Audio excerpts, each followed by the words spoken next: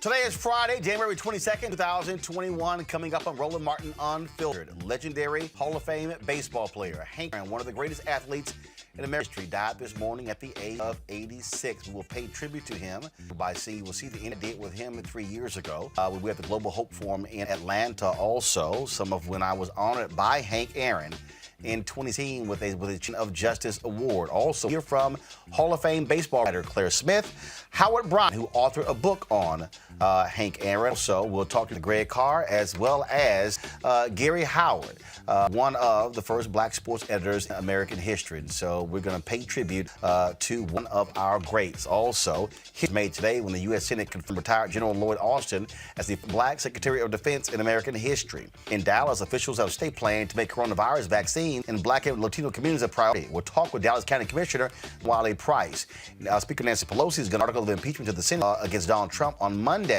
And also, we'll talk to, in our education, we'll talk about President Joe Biden's executive order to pause student loan payments. And we'll preview a new film that looks at the relationship between the Reverend Dr. Martin Luther King Jr. and the FBI by talking with its director. It is time to bring the funk on Roland Filter. Let's go.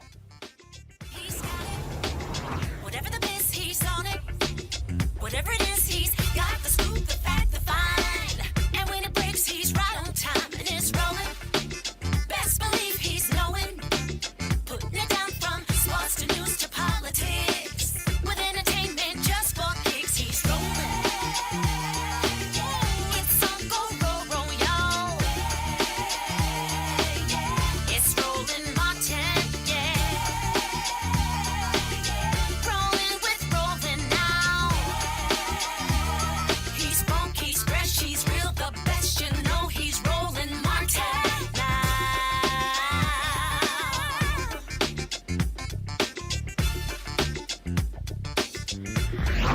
Martin. Folks, today we lost the great legend Hank Aaron. He, of course, when he set the Major League Baseball record, 715 home runs.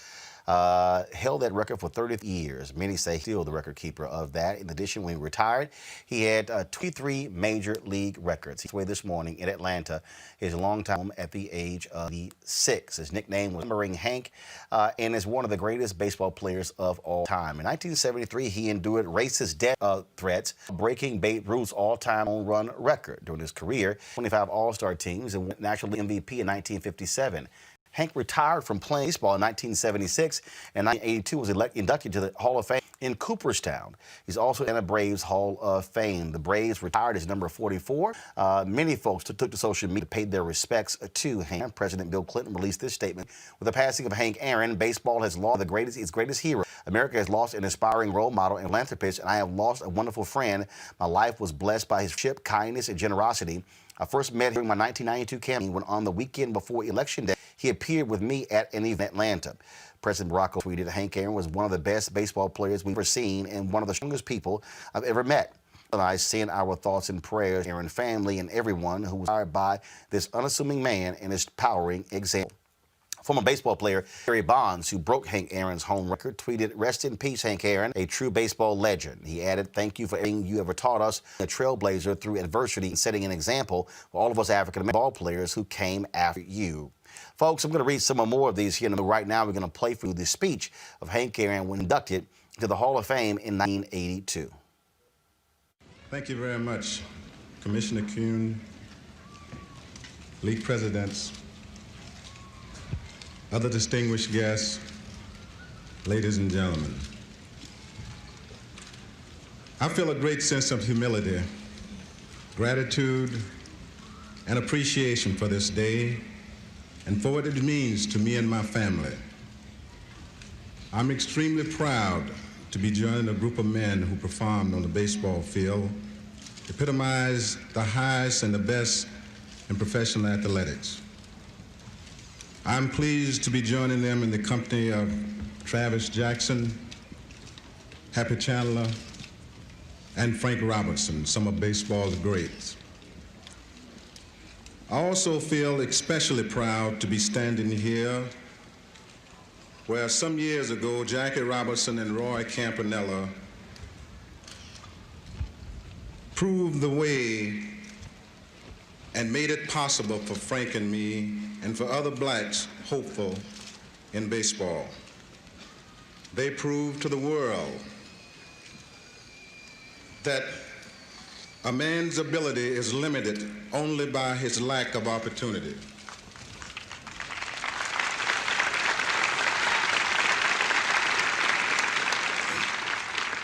The sheer majesty of this occasion and its significance overwhelms me. For truly I reflect on my life, and particularly my 23 years in baseball. I am reminded of a statement I once read, and I quote, "The way to fame is like the way to heaven, through much tribulations." It had been for me, to quote a very popular song, a long and winding road. Nevertheless, I have been extremely blessed in my lifetime. I stand here today because God gave me a healthy body, a sound mind, and talent. For 23 years, I took the talent that God gave me and developed it to the best of my ability. 23 years ago, I never dreamed that this high honor would come to me. For it was not fame I sought, but rather to be the best baseball player that I could possibly be. I grew up in a home where there was little in the way of material goods, but there was an abundance of love and discipline. We therefore had much to share. And so too is this occasion for sharing, an occasion for thanksgiving. For I did not make this journey alone. A lot of people contributed a lot of different ways to my success as a professional baseball player. And to them, I owe a deep debt of gratitude. The list is far too long for me to mention all of them. However, I must mention a few. I would like to acknowledge the presence of my parents, Mr. and Mrs. Herbert Aaron.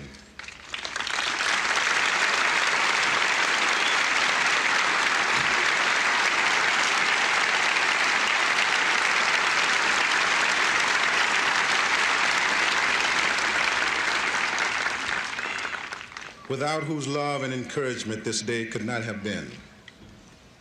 My wife, Billy, who brought an awful lot of sunshine into my life.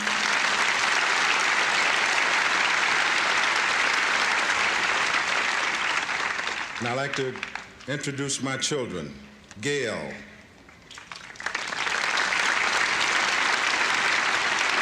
Hanky, my oldest son, Larry, Dorinda,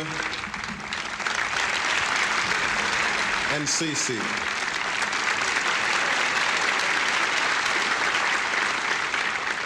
Who have been supportive and understanding of my long absences away from home. My sisters and brothers who have always been some of my biggest fans. My teammates of the Milwaukee Braves, the Atlanta Braves, and the Milwaukee Brewers, thank you. I want to thank the wonderful people of Milwaukee and Atlanta, where I spent my baseball career. I also would like to thank Mr. John Mullen, who was introduced earlier, Mr. Bill Bartholomew, and also my boss, Mr. Ted Turner from the Atlanta Braves. Thank you for coming.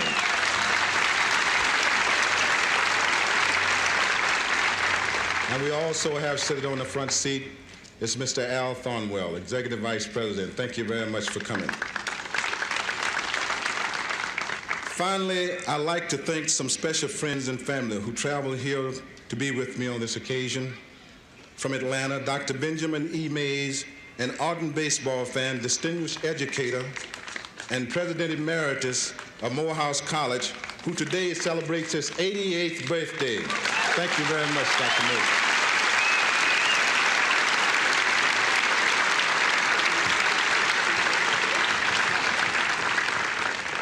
I would like to thank the Locketts, Sam Frankel, my in-laws, the McDaniels, and the Swedes.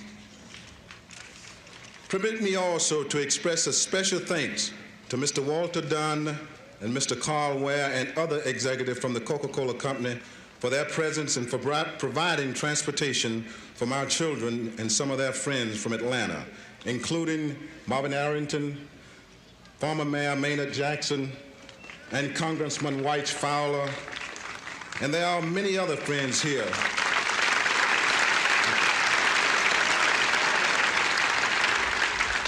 And there are many other friends here who I just cannot mention all of them.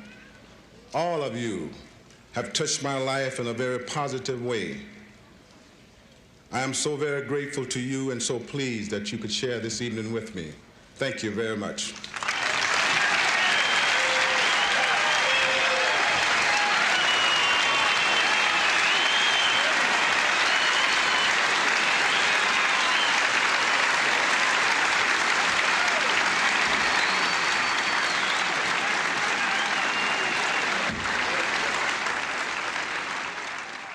Joining us right now, folks, is a number of luminaries, including Greg Carr. He is the chair of Afro-American Studies at Howard University.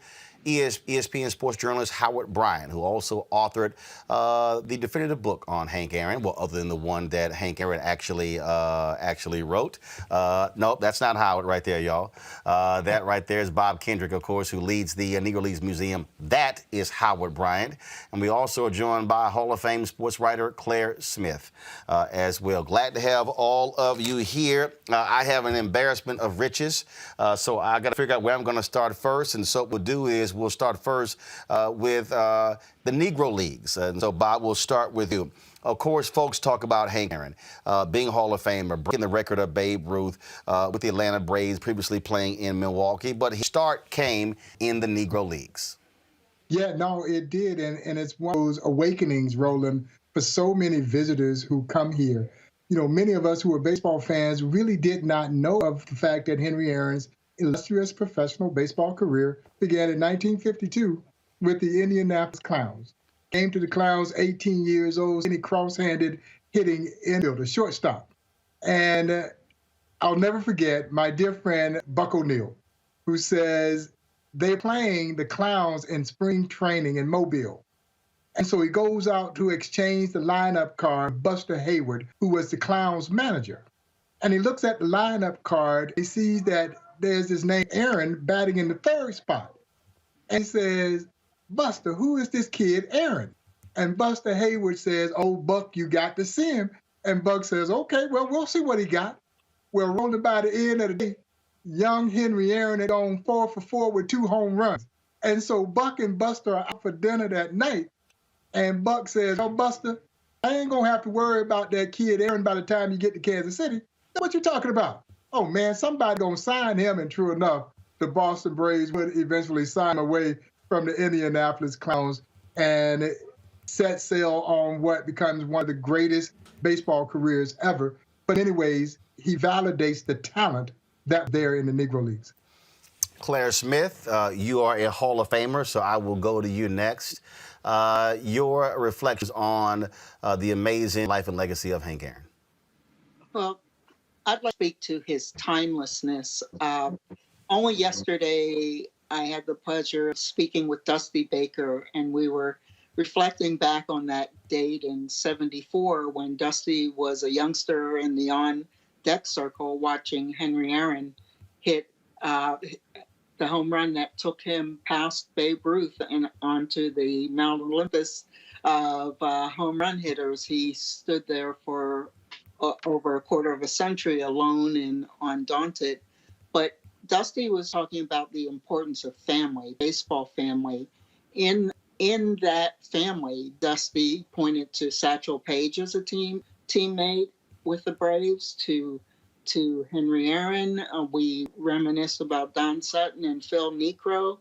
And Dusty said something very profound just yesterday. He said, if you love someone in your family, if you love someone in baseball, talk to them today because tomorrow is never promised. And sure enough, that proves so true today. And Dusty loved being that bridge between his generation and the youngsters coming up like Mookie Betts, but he knows where he learned mentorship. He learned it from Henry Aaron. He learned it from the man who taught him how to be a major leaguer, how to be a man, no matter how hard the times pushed you. If you couldn't learn from Henry Aaron, if you couldn't garner something good from all the bad that this world tried to throw at him, then you weren't paying attention. Howard Bryant, 3,000 pieces of hate mail a day that Hank Aaron received as he was going towards breaking Babe Ruth's record. The tremendous amount of pressure, pain that he had to deal with was, look, a lot of folks couldn't handle that kind of pressure. You spent time with him authoring his book. Just share your thoughts. Well, it's just an incredibly heavy day, and I can appreciate absolutely Bob and Claire as well. Claire, I just got a text from Dusty who said, there's a sickness in my heart right now. And we think we're all feeling that. And you're right, Roland, when you go back to 1974, I just think of Henry Aaron as he is the story of America in so many ways. When you think about what this country has asked of everybody, especially of African Americans, Henry Aaron did everything right. You're supposed to pull yourself up by your bootstraps, so they say. And Henry Aaron's father built his house by hand with random planks of wood and nails that he got from vacant lots. You're supposed to maximize your ability and do your best and try your hardest. And Henry played 23 seasons and was never on the disabled list, not once. And that doesn't mean he wasn't hurt. He just played. He just gave everything. And at the end of the day, when you were supposed to do everything that this country asked you to do, what was waiting for him but death threats, that people wanted to kill him? And that is the thing that I always take from him whenever we talked about these things. It wasn't that he wasn't aware of what took place or that he forgave what took place, is that America caught up to him, and he was able to enjoy, I would say, the last 25, 30 years of his life, and recognizing that the rest of the country caught up to him and not the other way around. Dr. Greg Carr, Mobile, Alabama, goes to the top of the sports world, hated by me, adored by many, but he does it all with tremendous grace and steel of resolve. Roland, first of all, thank you for doing this. Thank you for inviting me into the conversation with these heavyweights, with these people. Everyone, if you don't know the names of these three people right here, you need to know them. Brother Bob, when I go to the shrine at 18th and Vine, I always linger around the fact that this brother came out of the Indianapolis Clowns. And if they included those statistics, which of course what am I saying? I'm torn up, brother, which is why Howard, the title of his book, The Last Hero, that's who we talking about with Henry Aaron. Like Howard said, they not counting y'all can't count them Negro League statistics. They're not going to count Henry Aaron's 1952 when he batted .467. If they did, he'd be even over the top. I mean, you take his 55 home runs out of his record, he still got 3,000 hits. This man, I guess I'm sitting here and I'm thinking about the fact that as a kid growing up in Nashville, Tennessee, there were two teams we kind of cheered for. One, the Cincinnati Reds, because we could hear them on the radio. They had a Clear Channel AM station, and Joe Morgan and all the black players, Ken Griffey's daddy, all them. And then the one to the south, the Atlanta Braves, Ralph Garr, Dusty Baker, who, according to Howard, is one of the only people who could call him Hank, because I'm just reflecting on the fact that his name is Henry. All these white sports writers, the same way Roberto Clemente said, no, you're not going to call me Bobby. They say they try to put Jackie on Jack. Henry Aaron, finally, and Willie Mays, brother. I tell my students this all the time. And I show them the picture of him hitting that 715th home run and his mama hugging him. And I repeat the story that is told, because I'm from Nashville. I was about 8, 9 years old when they said Gail was going to be kidnapped from Fisk. He's getting part of that damn near million pieces of mail he got that he kept a lot of it. And his mother, according to the Lord, says, I'm going to jump up around your neck and hug you, because damn it, if these snipers are going to shoot you right now, they're going to kill me too, because it'll kill me to see you be killed. And brother, two brothers I guess Billy Williams is still alive. I don't know what it is about Alabama producing them Negroes, but I tell you what, what I tell my students all the time in April when I show them that tape, I say, this is white Major League Baseball we're talking about, because there was black Major League Baseball. And in their dying gasp, the Negro Leagues sent out a Mobile and Birmingham, two Negroes that rewrote your entire record book. That is the gift of black folk to baseball. The Hammer, the last hero. I'm taking this hard, brother. So I'm just glad to be in here with y'all. The point that Greg just made is something that I often say, that the major league talent was in the Negro Leagues. It was only called the major leagues because the white folks had money and they had better stadiums, better uniforms, better travel, better food. But this Dean knew where the best talent was, and the best talent was in the Negro Leagues. And I say that all the time on the show because I purposely do that because I need black people to stop allowing white supremacy to see what was black as less than, when the talent, because after Jackie Robinson come in, who was the rookie of the year every single year after that? And so that's what the talent was. And so Aaron is born out of that tradition where if you couldn't play ball, you don't make a Negro League team. There were no scrubs on Negro League teams. And I think, Roland, that's what we try to impress upon people. And I know Howard is, and you guys are familiar with that picture. And it's my favorite picture in the entire museum. And that is a picture of a young Henry Aaron, 18 years old, standing at the train station in Mobile, Alabama, about to go leave home, likely for the first time, to go chase that dream. And Howard, he told me, he said, man, I didn't know if I was leaving home to go play with kids my own age or grown men. And as you all know, he was going to play with grown men. But those grown men with the Indianapolis Colts embraced young Henry Aaron. Because when Henry Aaron made it, Henry Aaron took a part of them with him. And for us at the Negro Leagues Museum, that single nondescript photograph is a validating point. Yeah, all of a sudden now Henry Aaron validates all these other people that I've been talking about. You know, Claire's been here on the tour, and we talk about Josh Gibson and Cool Papa Bell and Boo June Wilson, Hilton Smith, Ray Dandridge, all these legendary stars, and people are very respectful. You know, but I know that they're looking at me saying, okay, Bob, they were probably good, but I don't know if they're as good as you say they were. And then you see a young Henry Aaron, or you see a young Willie Mays, who had, before Mr. Aaron passed away, the two greatest major leaguers both come out of the Negro Leagues. And all of a sudden, maybe you gain a better appreciation for just how much talent was there in the Negro League. And so he leaves a tremendous void. Just like all the panelists, my heart is heavy. He was my all-time favorite baseball player. He was my childhood idol. He is the favorite person that I've ever toured. And I had a chance to take Howard, had a chance to take Claire, and I love touring them. But Henry Aaron is the all-time favorite person I've ever toured through this museum.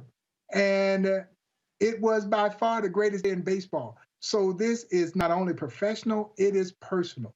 And his passing leaves a tremendous void here at the Negro Leagues Baseball Museum and with the Negro Leagues family by and large. And so I hope people do glean a better understanding and appreciation for just how much talent there was in the Negro Leagues.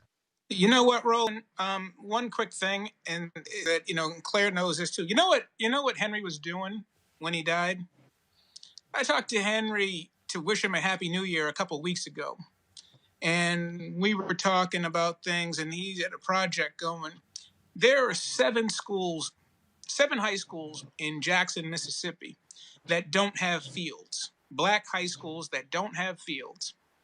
He was in the process of building baseball fields for them to have a place to play their home games. At 86 years old, he was still in the fight for access, still in the fight to make sure that people had access to the game the way he had access to the game. And I think the thing that I just find so amazing about him, one of the things that always drives me crazy about pro athletes is that when you're around them, they always make you feel like you're part of their entourage, like you work for them, or that you're following them when you're actually a journalist.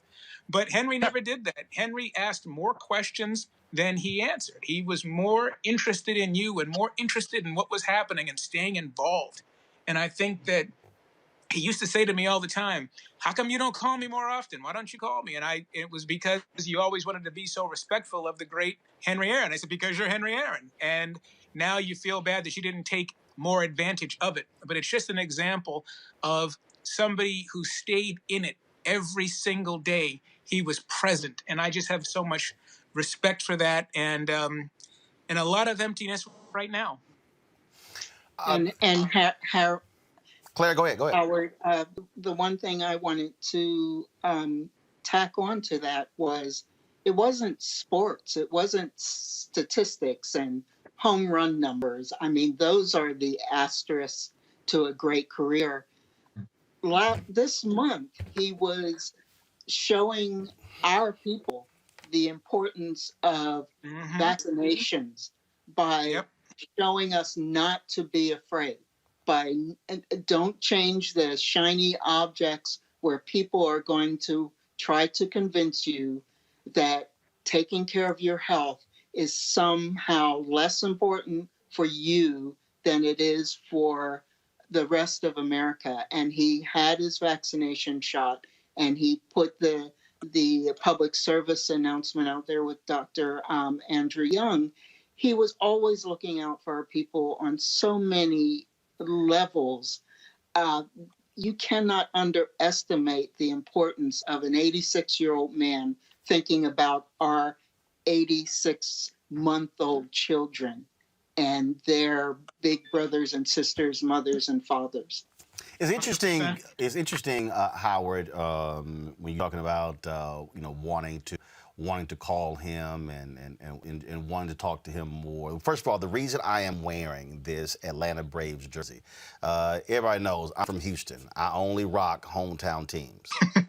I only wear Houston stuff. I don't wear everybody else stuff. You will only see me wear the Jackie Robinson 42 jersey on April 15th. You will see me, I have not gotten it yet, but I will be getting a Roberto Clemente jersey because I greatly respected Roberto Clemente. But I'm wearing this jersey here because in 2017, I was one of the honorees that Hank Aaron personally chose as a champion of justice.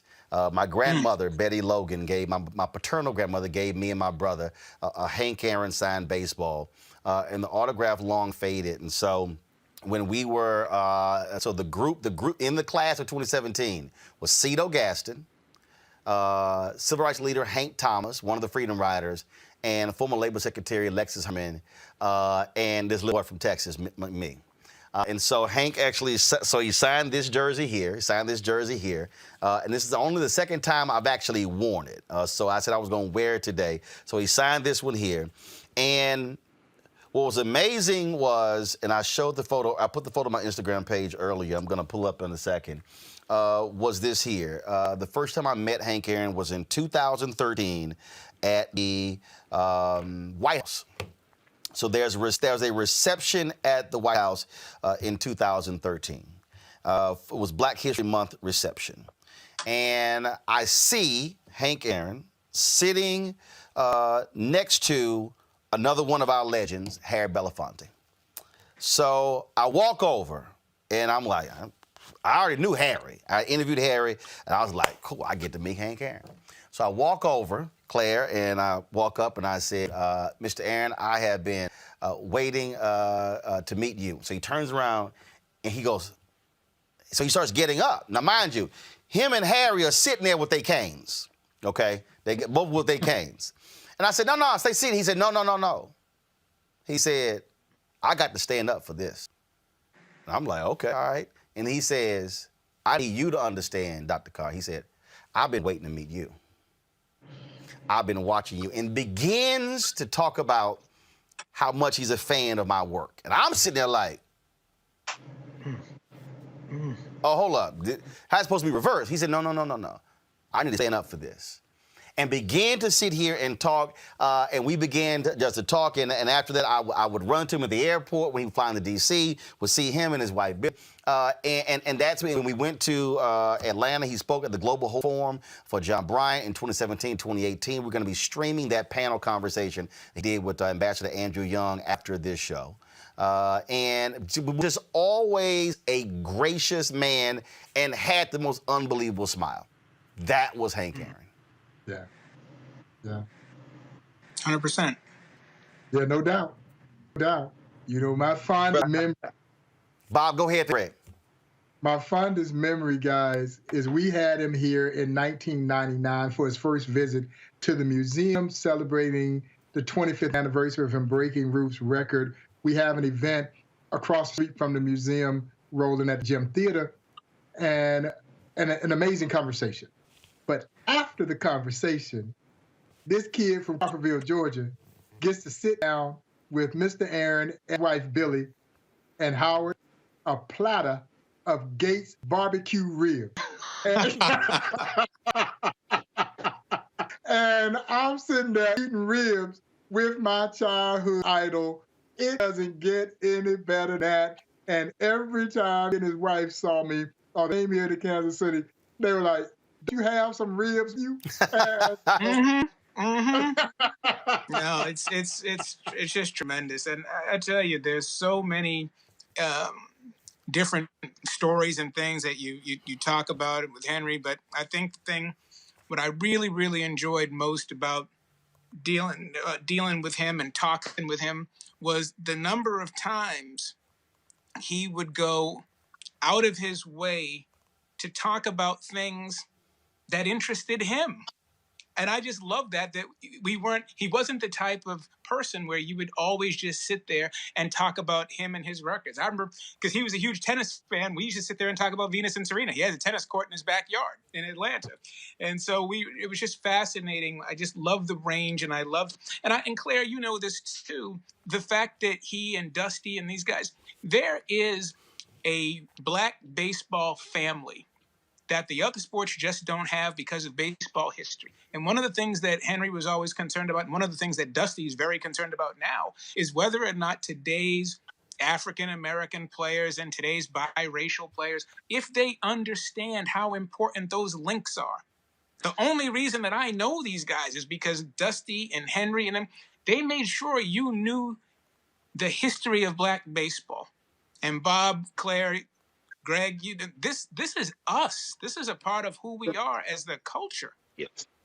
And that can't, and Dusty, I remember when Dusty was managing the Nationals, he was like, I don't think these brothers even talk to each other that much anymore. This is the real thing. And he was very concerned about that link to history disappearing. Greg? No, I'll just say one other thing. Howard, that's so important, brother. When Dusty Baker was managing the Nats, I would go all the time because of Dusty Baker. I haven't been back since they let him go. My commitment wasn't to watch the Nationals. My commitment was to Dusty Baker. And Claire, when you talk about talking to him and with him, I think about the fact that it is that bloodline link, that link of memory that has kept our people going. Looking at that clip at the Hall of Fame, and I think about this now because I'm going back in the classroom next week, and we're going to talk about this. I'm going to show that clip. Why? Benjamin Mays? Right. Benjamin Mays. Wait. Marvin Arrington, Maynard Jackson. When and where Henry Aaron entered the room, Henry and Billy Aaron, they were institutional memory keepers. It wasn't even about sports. And so, it strikes me that Mobile, Alabama is the place where the last documented ship of enslaved Africans came in 1860. One of the people on that ship was a brother named Casula Lewis. He passed away 1935. That's the year after Henry Aaron was born. So understand that when Henry Aaron went about his business in philanthropy, Henry and Billy Aaron, when they went about their business in institution building, when they've been about their business in education, forget the craft of Aaron, which is what we're going to hear all these other places talking about. All these other places are going to call. But when you hear a Claire Smith, when you hear a Howard Bryant, when you hear a Bob Kendrick, you are looking at memory keepers. And the young people especially have to understand that's the only way we're going to. And Henry Aaron is definitely a symbol of that. So love to his wife, to his children, to the family. We surround you in love because you showed us with your work how much you loved us. Claire, Howard talked about, Greg talked about the connection with the issues, the social justice issues. Well, that night when we were honored at the Atlanta Braves Stadium, we were in the suite with Hank Aaron. And I got a chance to chat with him about Kaepernick. And we talked about it. And while we were talking, I asked him, I said, had he ever met Colin Kaepernick, ever talked to Colin Kaepernick? He said no. So I then called Colin Kaepernick and put those two on the phone where they got a chance to talk. Hank Aaron praised Colin Kaepernick directly, wanted him to know how proud he was of him and what he actually meant. This was the interview where Hank Aaron talked about Colin Kaepernick. Step in. So we sound fine? Feel good? Hank, you had some thoughts about Colin Kaepernick. I do. I think he's. No, it's not. I think. Do it again. So, Hank, you got some thoughts about Colin Kaepernick? Well, I think he's getting the wrong deal. I think that if I look at, I've been watching pro ball for a long time, and I think that if you look at all of the quarterbacks in the league right now, I think you have to say he is 1, 2, 3, 4. I don't think anybody can do the things that he do. So I just wish somebody would open up and give him a chance to do his thing and say, hey, he's entitled to whatever he did, and let's forget about it and let's go on with it. And do you want to see other players stand up and stand with him? I'd love to see some other players stand with him. I would love that. I think it would give him some incentive. I think it would help him. I think the thing that bothers me about this whole situation is the fact that he has gone to all these camps, I suppose, and nobody seemed to think that he stands a chance of being number one. Here's a man that a young player who almost carried a team to a championship, to a Super Bowl. I remember that because I was a Raven fan and he was playing against my team, the Ravens. But it be that as it may, I think that somebody needs to give this young man a chance. And clearly, owners are making a decision that they do not want him signed. I think this decision is coming from the owners. I don't think that it's coming from the general manager. I do know that Harbaugh and also Ozzie Newsome, I'm not putting them in harm's way, but I say that if they look at it and say, hey, let's open the season up, we can't open the season up with Flacco, then who's the second best? Look, you went through the experience, Jackie Robinson, players standing up. Here's a guy who's speaking about police brutality, what's happening to African Americans, and it is if they're saying, we want you guys to just shut up, play ball. Yeah, and to be honest with you, I can understand what you're saying. Those days are gone by. I talked to my grandson who's now going in college, and I try to tell him that when you're stopped by a policeman or something, unfortunately, you have your own right. You can tell people what to do. Now, when I was growing up, to be honest with you, many, many years ago, my mother always told me, say, if you got stopped by a cop, just throw your hands down and that's the end of it. But today, these kids are very smart. And they understand and they know exactly what's going on.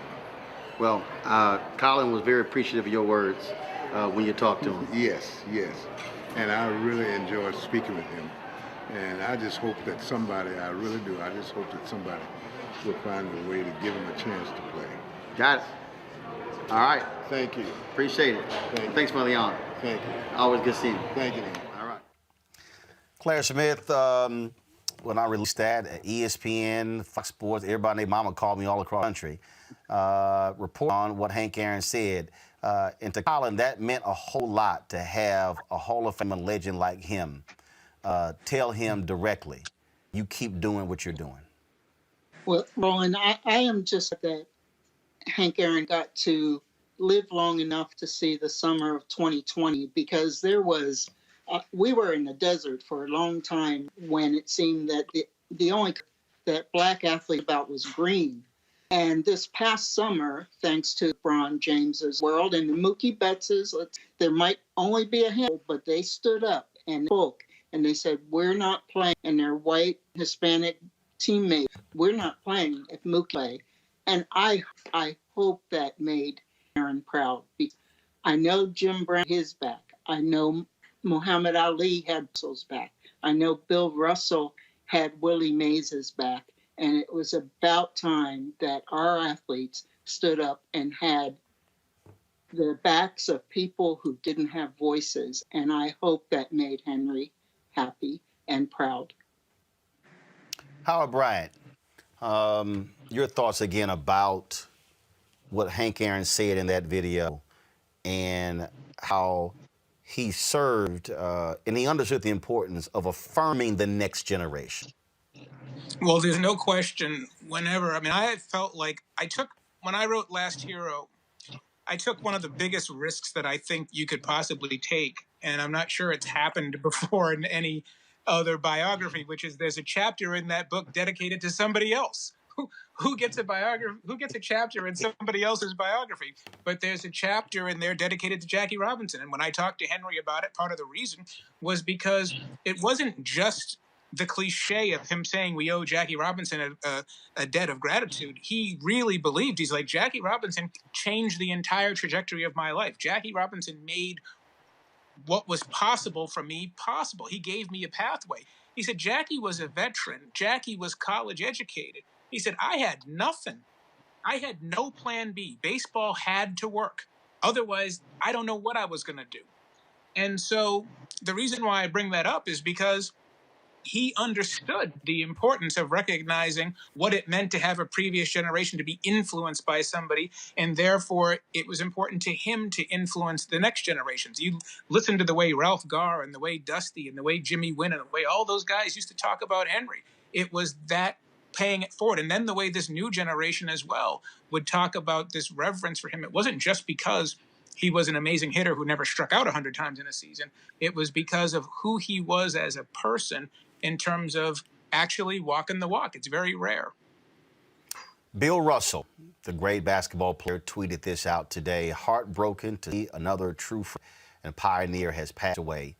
Henry Louis Aaron. Folks, if y'all got the photo, please show it. Henry Louis Aaron was so much better than his reputation. His contributions were much more than just baseball. Janine and I send our deepest condolences to his wife and kids. Again, Bill Russell, the great. Those are the type of individuals, players, Greg, who come from another era.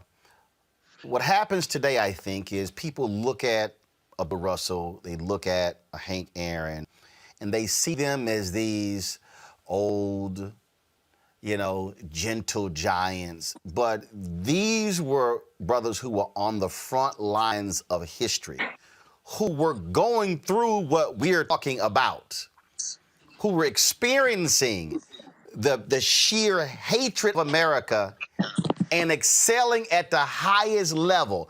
No white athlete had to deal with what they went through and still win and still be the best in position.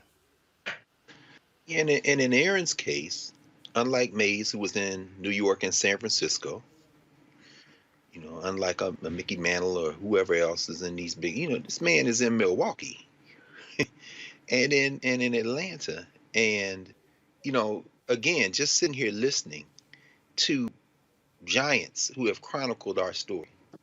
And when I hear you, Claire, talk about being glad that he was able to another generation, black women in the city where he lived stand up against their owner and say no more. That WNBA sisters, I'm sure that just made his heart sing. And I think about something, and over the arc of the last, not even a year, Bob Gibson, right, out of Omaha, made transition, and thinking about Bob Gibson going to the White House, Jack Robinson there, Gibson saying this doesn't feel right, and going to stand on the corner and wait for the shuttle to take him back to the bus, and he looks over and he says, there's Jackie Robinson standing for the same shuttle. He didn't feel right about Nixon either. And that's the first time they had a conversation thinking about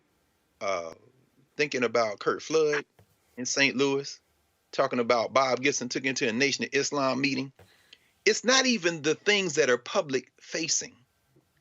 The things that people kind of know about, or if they dug a little, they might know about, or a film comes out like One Night in Miami and people say, oh, Jim Brown and Malcolm, Muhammad Ali and Sam Cooke. Yeah, it is those things that, as you say, Claire, the things that you all know about being in community with these folk who have what these young people now call platform, who had it in the 50s, 60s, and 70s, who endured all the abuse, but the things we don't see, the meals they shared together, the children who played together, the families who played together. And so that is the thing that we see in every generation. We see it with these young people. And I hope finally we'll take a moment in a moment like this, which is, again, why I'm so grateful to even be able to sit here and listen to you all really talk, to introduce to another generation the people who are still on this side of the earth, who can help future generations understand the importance of what these women and men did, so that they can make their contribution and add their energy to this unbroken chain. And Claire, that was another career for Hank Aaron. Here he finishes baseball and becomes a highly successful businessman in Georgia. Absolutely. And the fact that the Atlanta Braves were so proactive in making sure their front offices looked like their teams, that they were promoting and producing executives. First Black general manager was down in Atlanta way before we decided that the glass ceiling had to be broken, way before Al Campanis. The Braves did what they needed to do, and Hank Aaron was a senior executive with that team for the duration of his life. They didn't just say, turn in your uniform, we're finished using you, and we're finished riding you like a pack horse. You've done all you can do for us. And that was so self-affirming, I'm sure. We need more Henry Aarons to stand up and say Colin Kaepernick belongs in football, and the racism that was represented by the owner in the WNBA does not have a place at our table. No more. We're not putting up with that anymore. And I am just so glad that we as a group in the media got to report on athletes who found their voices and stood together and stood up for all those who couldn't be given the stage on their own. We have to stand up for each other, just have to. Bob, your final word. Well, for me, I will forever cherish Mr. Aaron as a fan. As a fan of this game, as I mentioned, he was my all-time favorite baseball player, my childhood idol. And Roland, as you know, when in those rare instances when you get to meet your idol, sometimes they don't meet what you believe, what you have always seen. But Henry Aaron superseded anything that I may have had in my mind about this man, and the humility, the grace, the dignity in how he carried himself. It just struck me. And I'll hold on to those memories. You know, we're hurting right now. That's what we as human beings do when we lose someone we love. Not necessarily mourning for Mr. Aaron. We're mourning for us because we lost someone that we love. But man, how fortunate are we to have had Henry Aaron and everything that he has left us. And Claire's right. I hope that we use Henry Aaron's life as a tool of inspiration, just as we try to do here at the Negro Leagues Baseball Museum, to use this powerful story as that tool of inspiration to empower people to continue to dream about possibilities. Henry Aaron did that for all of us.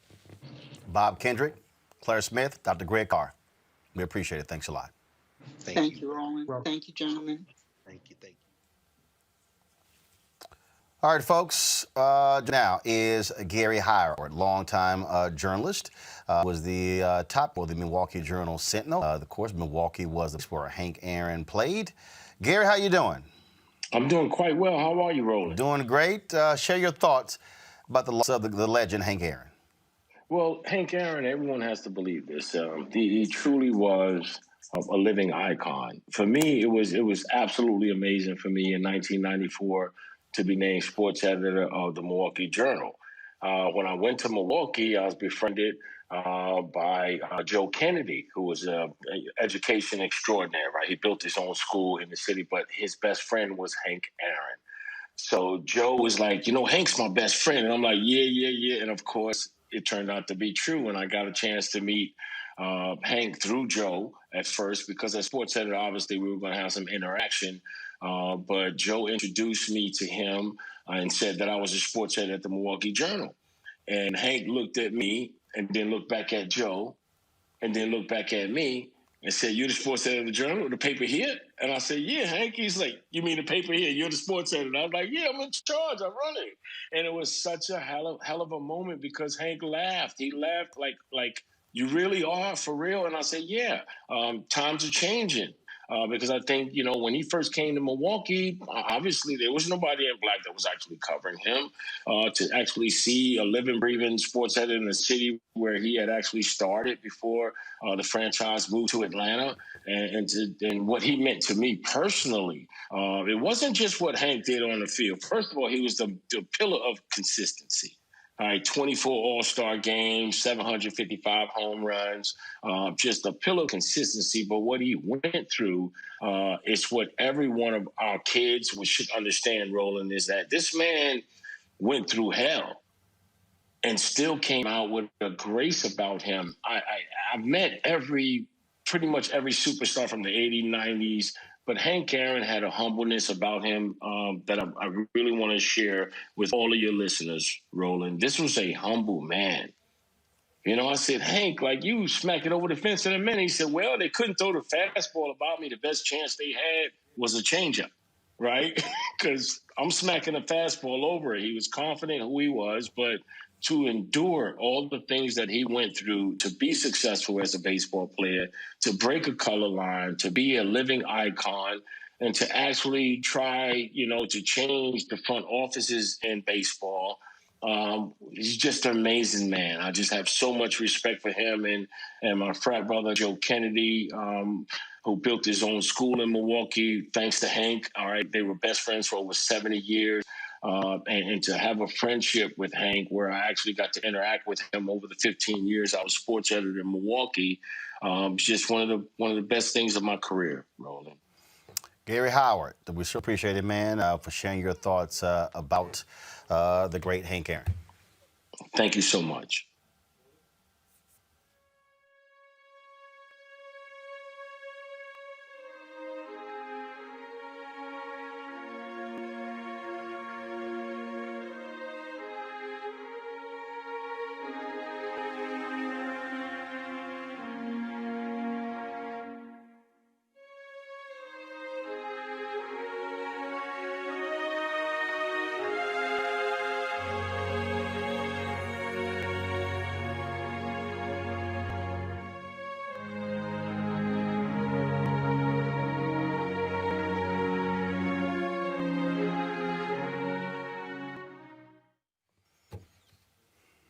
In 2018, while attending the Hope Forum, I had an opportunity to sit and interview Hank Aaron.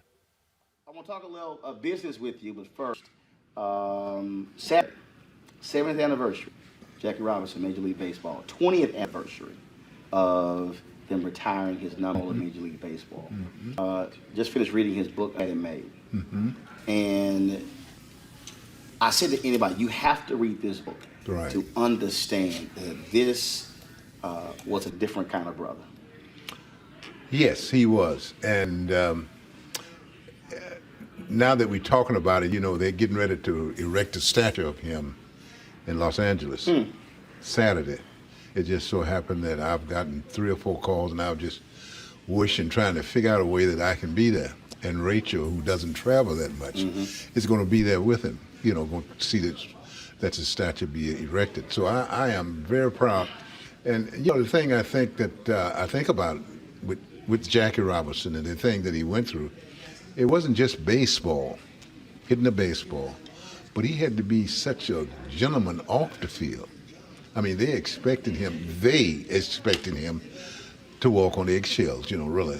And his inner self, though, was one always to fight back. Yeah, well, that's right. So to temper that. Yes. So he just had it.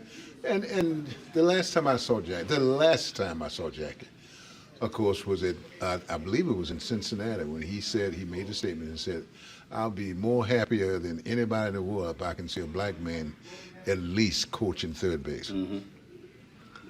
So those are the things, and those are the things that really made me feel like I was walking in the footstep of a giant.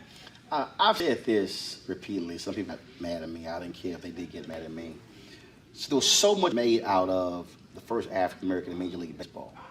But I've reversed it. I've said, no, the best Major League talent was in the Negro Leagues. That was called Major Leagues because they had better stadiums, better uniforms, travel. I said, but when it came to the talent, I said, the leagues was the Negro Leagues. Oh, it's no question about it. You know, absolutely no question. In fact, when anybody talked to me about my upbringing and how I came about and started playing baseball so rapidly, I said I got my education through the minor leagues, playing in the Negro League with players that really helped me learn how to play the game the way it was supposed to be played. And the reason I think that's important is because if we keep perpetuating this notion that we're trying to be accepted into their arena, we are negating the excellence that was in our own place. It's sort of like there's so much made about when an African American kid gets accepted to an Ivy League school, or they get accepted to an HBCU, people go, okay, whatever. Well, no, wait a minute. Why do you think that is better than this? Well, you know, actually, baseball was a dull game before we started playing. And when I say we, I'm talking about people like Jackie Robinson, Campanella, and Newcomb, and all of them. And then along came, of course, our guys like Maury Wills and et cetera, who really put some excitement back in the game. Baseball was just a game like hit a baseball, Babe Ruth hit a baseball, stay at first base, hit another base.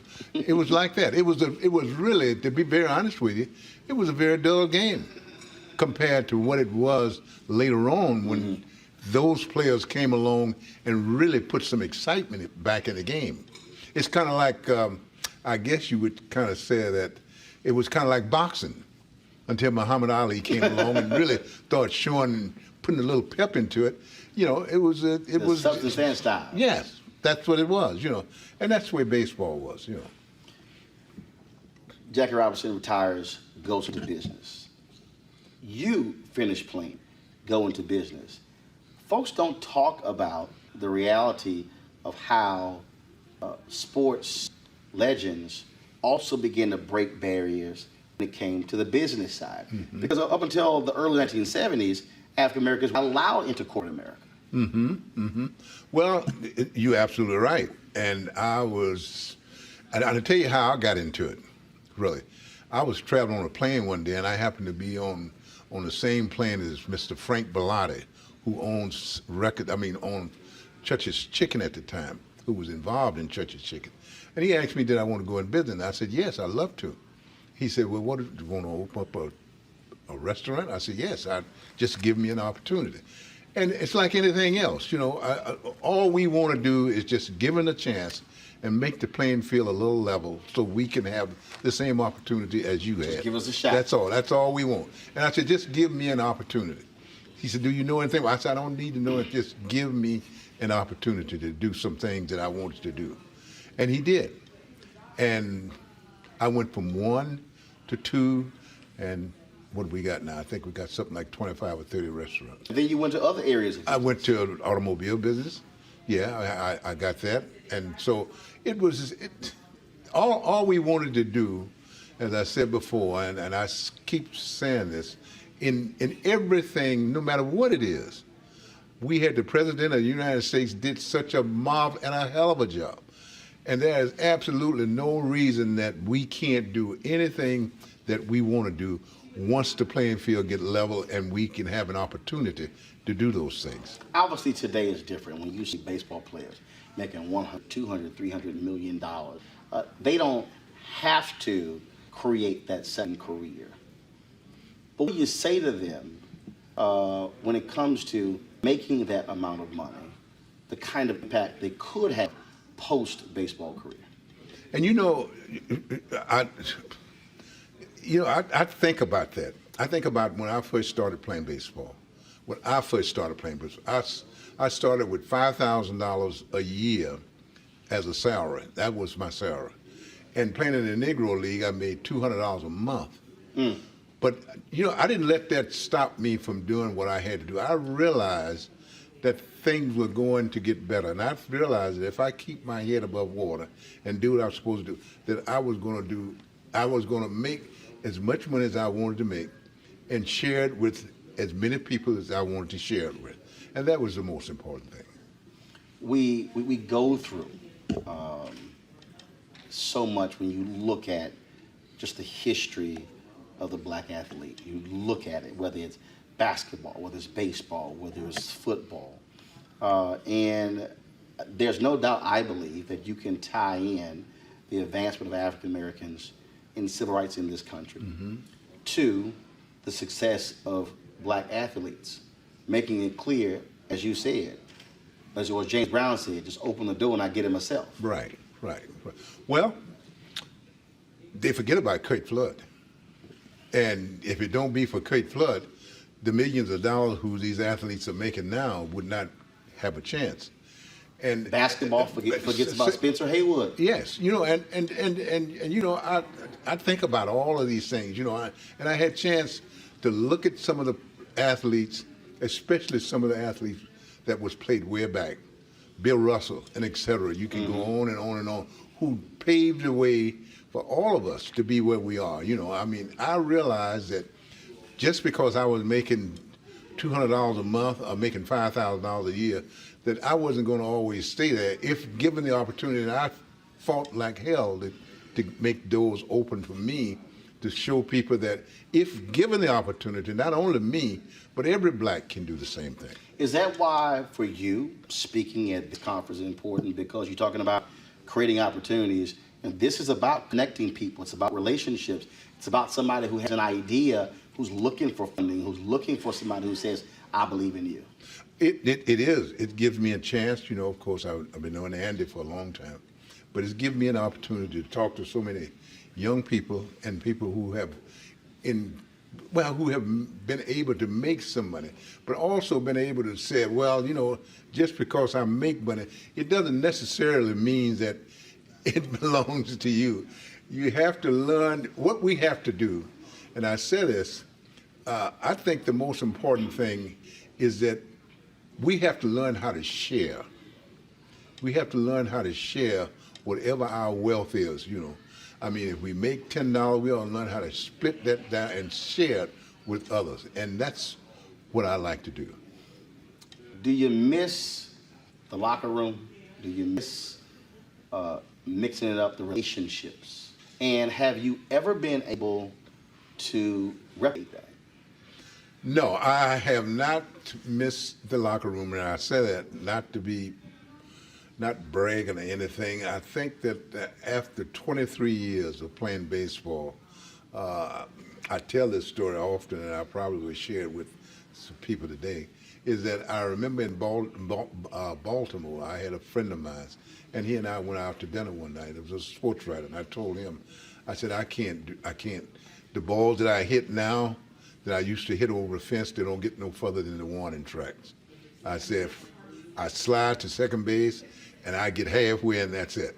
I said, the good Lord has shown me that He's given me the opportunity to play this game for 23 years and do everything humanly possible that I could do.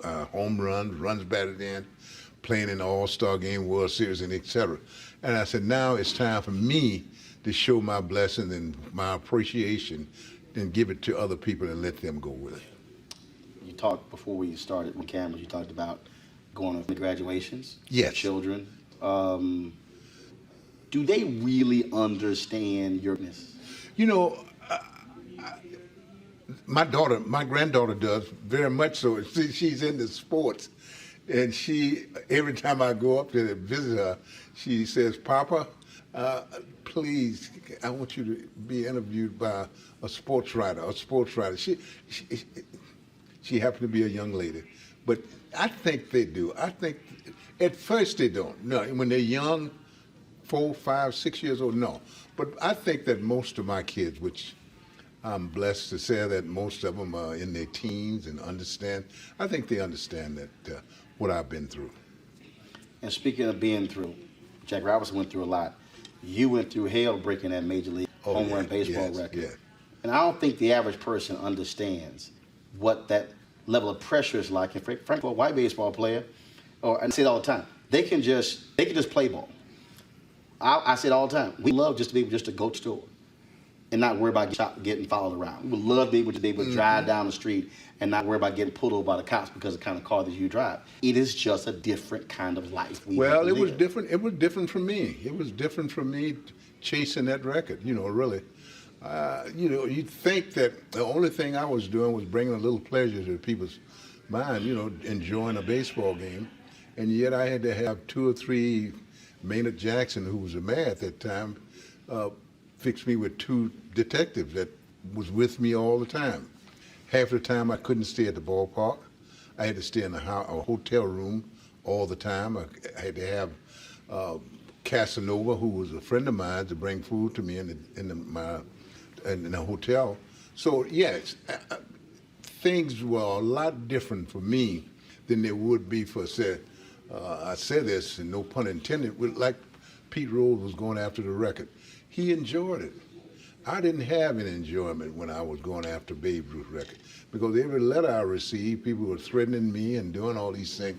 So I had to worry about staying alive, right, or doing some other things. I look at players saying they want to play football. They want to play basketball. I in baseball. But then there was a point where I fell out of love. I fell in love with it. You see the few number of black players today. What crosses your mind? I'm worried about it, really. I am. I'm worried about it, and I have brought this to the commissioner, even Bud Selig, who was commissioner before, and I've brought it to Ron Manfred. I brought it to all of mine that, that it's a problem. It is a problem, and how do we solve it? It's a long issue, really. It's something that I think that if you think about, when you think about the economic struggle that and I'm talking about we as black folks have in this country, if it's a struggle, we gonna feel the pinch. Black folks gonna feel it more than anybody.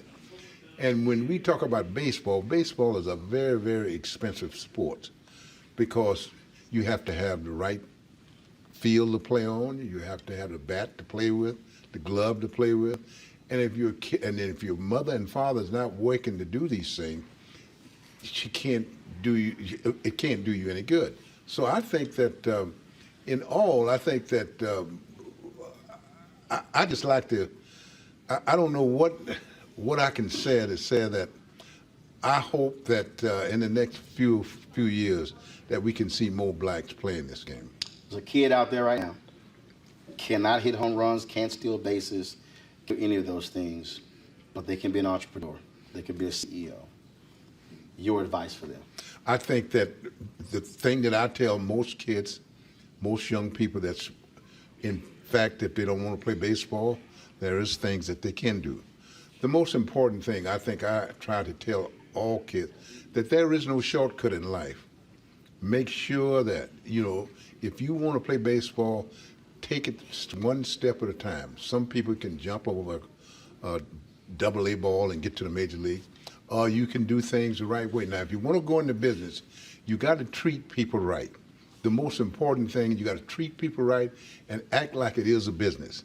The most important thing, when I was the automobile business, or whatever I did, I didn't care whether a customer came in my store and was going to spend $1.50 on a flag or anything. I treated that customer the same way that I would treat a customer that came in and had his motor overhauled. So I think that you got to learn how to do that. All right, then. Hammer and Hank Aaron, we appreciate it. Thank you. Thanks a bunch. Thank you. Henry Hank Aaron at the age of 86. We'll be back with Martin Unfiltered.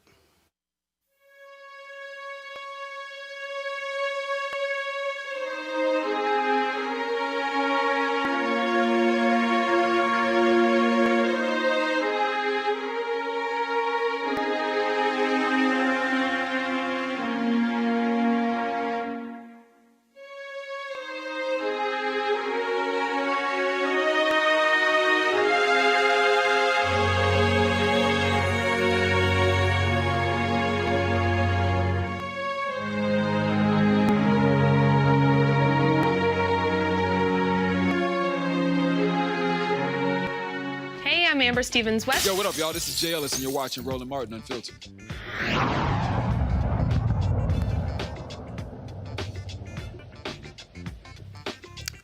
Today, history was made with the United States Senate confirmed four-star General Austin as the 28th Secretary of Defense and the first African-American in U.S. history to ascend to this cabinet position.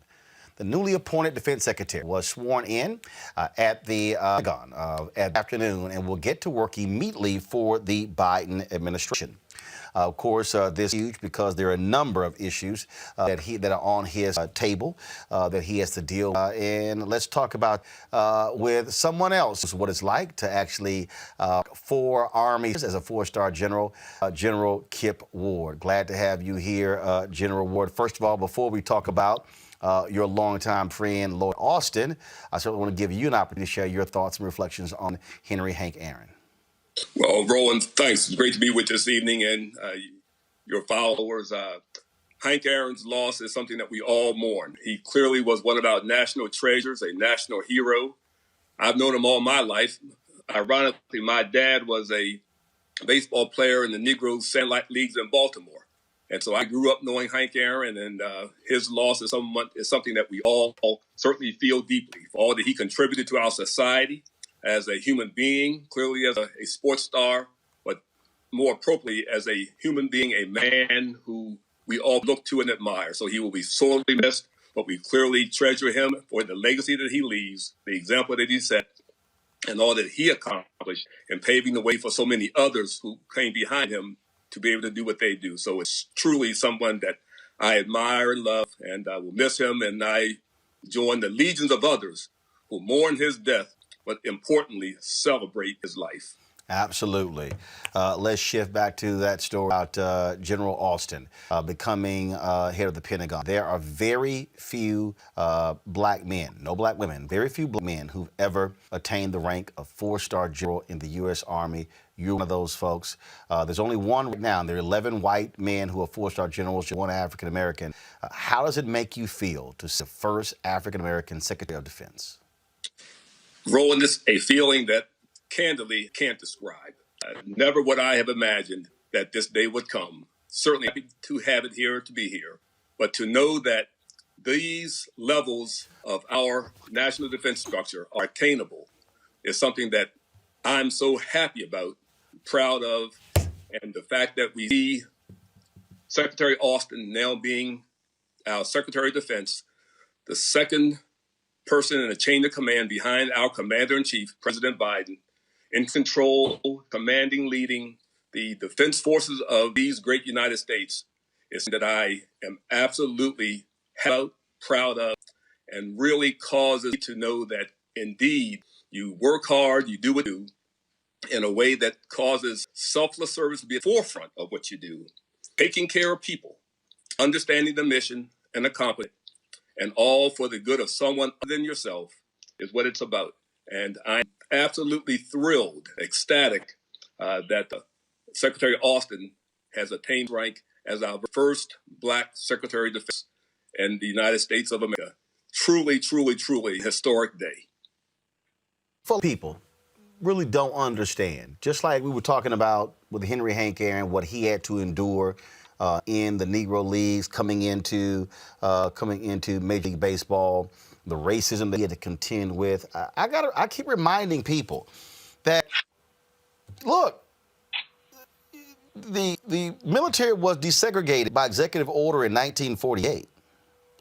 You still had massive racism affecting black soldiers in the Korean War, in the Vietnam War.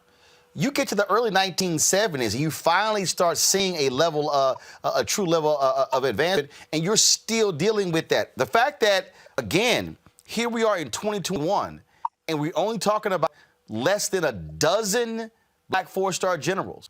That is still major, and the military is still having to contend with the lack of advancement by black men and women in the armed services. And so this is important because not only is it important for him to rise to that position, he clearly has earned it, but also the opportunity now to reshape the U.S. military.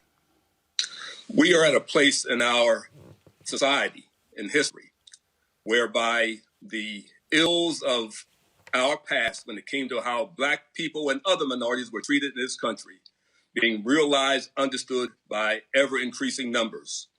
And this point in our history where that is so now visibly apparent to so many is clearly an inflection point in our society. You know, the military is a reflection of our society. And so the things that we see day to day truly don't occur en masse in the military because we have regulations, we have procedures, we have chains of command, we have behavioral requirements that dictate certain things be the case. But you still have attitudes. And so as we have gone through our situations and scenarios as military members, be it whatever period we've been in, we all face various things that causes it to be apparent that we always don't get treated the way others get treated. And so as these things become more and more apparent to so many more folks, these are the things that we continue to work on. I'm really happy that the military chain of command, the uniform chain of command, has certainly taken this aboard, in a way to address it in a very open, visible way by things that are being written with respect to orders and instructions and guidance to the force across the board, the services, not just the Army, the Air Force, the Navy, the Marine Corps, the Coast Guard. And then we have within society an awakening to that very same thing. And so and that certainly is led by civilian leadership. And that's where we have a president now. We have a Secretary of Defense that clearly understands that. We have a uniform chain of command that will clearly take the lead from its civilian chain of command, its civilian leaders when it comes to what we do and how we address issues of the day, and clearly addressing the issue of how diverse we are, how inclusive we are, and how we apply equity to those who are part of the force so that they are, in fact, in a position to achieve any level of our military is such an important place to be. And we have now with Secretary of Defense Lloyd Austin ascending to the highest position in the Department of Defense to not just be an example, but to cause the attention, the focus that will be required to implement, to ensure these things become a reality, that will be there. And so I'm happy for the day. There's work to be done, to be sure. And that work to be done will be done, I am absolutely positive, by no one more capable of leading that effort across the board than Secretary of Defense Lloyd Austin. And again, for those folks who thought I was joking, go to my iPad, please. This is the list. Right now, Michael Garrett is the commanding general of the Forces Command, the Army's lone black four-star officer. This is the list, y'all. This is it right here. Roscoe Robinson Jr., Colin Powell, Johnny Wilson, Larry Ellis, William Ward, Lloyd Austin, Dennis Villa, and Vincent K. Brooks. I did reach out to Generals Wilson and Brooks about coming on today. They were unable to do so. Hopefully, I'll be able to reach them as well. And one of the folks who follows us also reminds us that Michelle Janine Howard the first black woman to attain 4 stars in the Navy. But President Joe Biden appointed her as a member of his transition team as well. General Kip Ward, always a pleasure to have you on here. I tolerate you being an Omega, but at least... Roland, let me point out, though. Yeah. Secretary of Defense is in charge of not just the Army. We also talking about the Navy, the Air Force. Everybody. We have an Air Force Chief of Staff, General Charles Brown, black. And so we can put focus on this to make a difference. I'm going to remind you, Air Force General Brown's also an alpha man. Just want to let you know that. Just want to let you know that. It's all good. We take it all. It's all good. General Ward, I appreciate it. Thanks a lot. Appreciate it. Take care. All right, folks. When we come back, the folks in Dallas County wanted to have the COVID vaccine go to the people who have been most impacted, black and brown. Why is the state of telling them, no, if you do that, we're gonna actually pull your vaccine? We'll be joined by Dallas County Commissioner John Wiley Price when we come back on Roland Martin.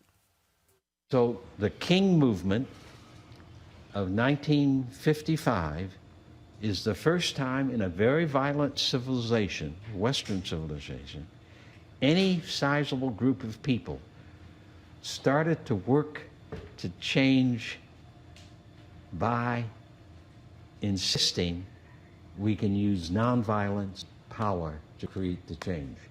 Gandhi said that nonviolent power, the power of life, is the greatest and most creative power of the universe. And that if we human beings turn away from conventional wisdom towards using the gift of life, which is ours at birth, we would be surprised what the future of the human race will look like. Dumb. Stupid. Crazy. Dangerous. Stinks.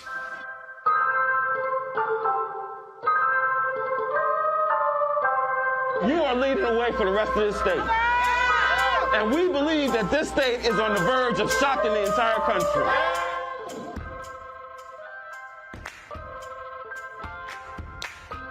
Keep your eyes on the prize and hold on. What y'all know about that damn office? And ultimately, we know we can't let nobody turn us around.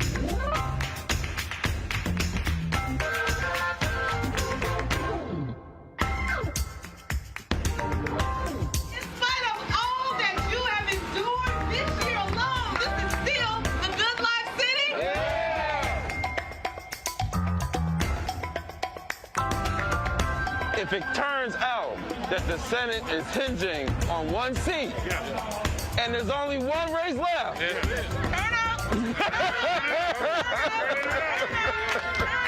that's right. This will literally be the epicenter of the entire country, right? So we ready. Music has an ability to be able to help us feel connected. And that's because music has a way of speaking to the spirit. And it is the spirit we're going to change this country with. It is going to be standing in a space of our power and in the fullness of our spirit of love and the spirit of humanity. That is what's going to transform America. Earlier this week, Dallas County Commissioners voted to prioritize vaccines for individuals in mostly black and Latino neighborhoods. It only makes sense, given the fact that communities of color have been hit the hardest by COVID-19. However, Texas health officials said, oh, y'all do that, not acceptable, and threatened to cut county's vaccine supply if they did so. Joining me now is Dallas County Commissioner John Wiley Price. Commissioner Price, this is an insult. Here, y'all, first of all, I'm trying to understand. Republicans always talk this shit about local rule, local control, big government. Here, y'all are elected by the citizens of Dallas County to handle Dallas County, but Texas says, no, we're going to tell y'all what to do in Dallas County. And if I'm reminding, Dallas County and Harris County tried to tell the idiot Governor Greg Abbott how to respond to COVID. He said, no, open everything up, and cases exploded all across Texas. Well, as usual, Roland, you're right on the money. And the real travesty is the Department of Health State Services has no idea about the demographic logistics of what's going on here in Dallas. When we even look at the vaccine distribution, They're sending it to hospitals that have no footprint in the southern sector, or where the majority of African Americans and Latinos reside.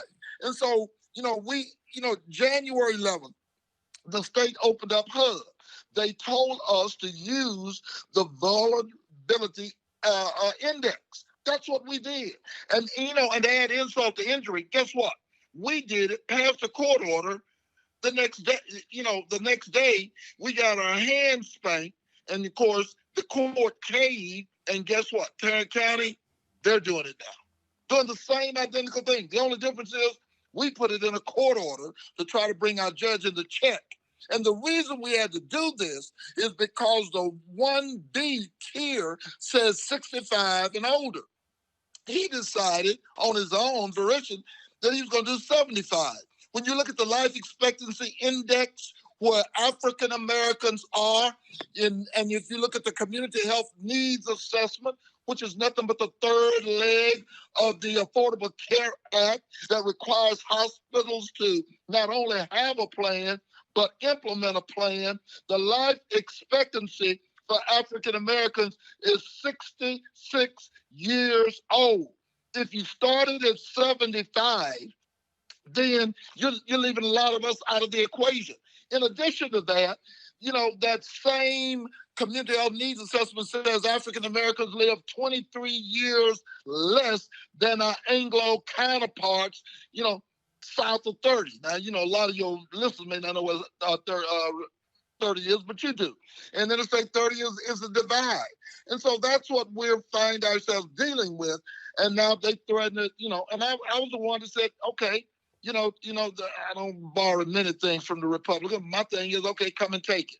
If you're going to say you're going to take the second largest county's vaccine in this state, we got 300,000 people who have signed up. We still live in an internet desert, in this city, a digital divide. And when you get to 75 with a lot of our population, they don't have the wherewithal. And so, we got, all of the things that coming together that is against what we as local officials have said is best in terms of how we outreach to our community. So what's next? Do y'all just have to accept what they said? What are you going to do? Well, they rescinded it. I did not vote for it. I was the only one. We were supposed to call an emergency meeting today. Everyone is getting kind of, chicken-hearted about all of this. We're going to call a special meeting next week and go from there. But, as I talked to my senator today, Senator Royce West, I said, look, I just find it peculiar. Why does Tarrant County, which is what we call a red county, and Dallas County, which is a blue county, why do they get a chance to do the same thing? The only thing they did different than we did is they didn't put it in writing. They didn't put it in writing, Roland. They're doing the same thing. They are selecting zip codes. We selected 10 zip codes, the most vulnerable, not by what we thought, but why Parkland Health and Hospital Systems, their PCCI, which is their database, which basically goes off the Center for Disease Control, which continues to talk about, that the chronic illnesses that we've been dealing with for the last several decades. Nothing is new, but you're exactly right. You got people in Austin, they can't even decide whether to send us Pfizer or Moderna. As you know, you can't mix them, okay? So, we're the only ones doing the safety net. Parkland is reaching out into the community. Ellis Davis Fieldhouse, Eastfield, other hospitals, and I won't call their names, like UT Southwestern and others, they have no footprint in the South. And so this is what we're wrestling with at the state. So Senator West is calling a meeting for this coming Tuesday night to talk about how do we go forward from here. But my position is, I'm staying the course. Absolutely. Well, look, that's why they call you our man downtown, and certainly what Dallas County is dealing with is what Black communities are dealing with all across the country. You would think that those who are most in need, more Black people have died proportionally, more black medical workers have died as a result of COVID. You would think that that's who you would try to give it to first, but that's not what's happening. In fact, we're lagging significantly all across the country when it comes to African Americans getting the COVID vaccine. You're exactly right, and we've got to put up the fight. Of course, hopefully, the feds to the rescue here, and we get more vaccine. And but we have still got to make decisions for our communities. We know our communities. Absolutely, Dallas County Commissioner John Wiley Price. We appreciate it. Thanks a lot. Thank you, Roland, as always. Yes, sir. Folks, House Democrats will send the article of impeachment against Donald Trump to the U.S. Senate on Monday. This means Donald Trump's impeachment is going to begin on, first of all, McConnell's announced it's actually on February 8th to Trump time to hire his team. Trump was charged in inciting the insurrection that took place at the U.S. Capitol on January. In order for Trump to be convicted, Democrats would need a 2/3 majority. That means if all 50 Democrats vote to convict him, at least 17 Republicans would have to follow suit. No word if you have the 17 Republicans who are going to do so. All right, folks, to a break right now. Come back. We'll talk about President Joe Biden signing an executive order dealing with student loan debt. How is that going to impact black students? We'll explain next on Roland Martin Filtered. For black Americans, right, because of slavery, because of the complete destroying of past, there really is no direct connection to various African countries. Right. But the reality is for Latinos, and even if you use that phrase, first of all, I'm from Texas. So in Texas, Hispanics is used. Other parts of the country, they say, no, call me Latino. Mm-hmm. Other folks call me Chicano. And so you also sort of have that going on. There's a connection with country as well. Right. And so if you're from Mexico, if you're from Colombia, if you're from any other particular country, it's, yeah, I'm here, but I'm also from there. As opposed to, no. This is my country. I'm involved in everything here. I think that's also something that's also at play. It is at play, and it's unfortunate because it happens even when we're not talking about politics. I think that Latinos, the word, it's very divided because we all have this allegiance to this other place that we came from. But I believe that that's not helping us. That's not unifying the country. We need to come together and understand that this is where you're raising your kids. This is where you're paying taxes. This is where you're living. This is your country. This is where it matters.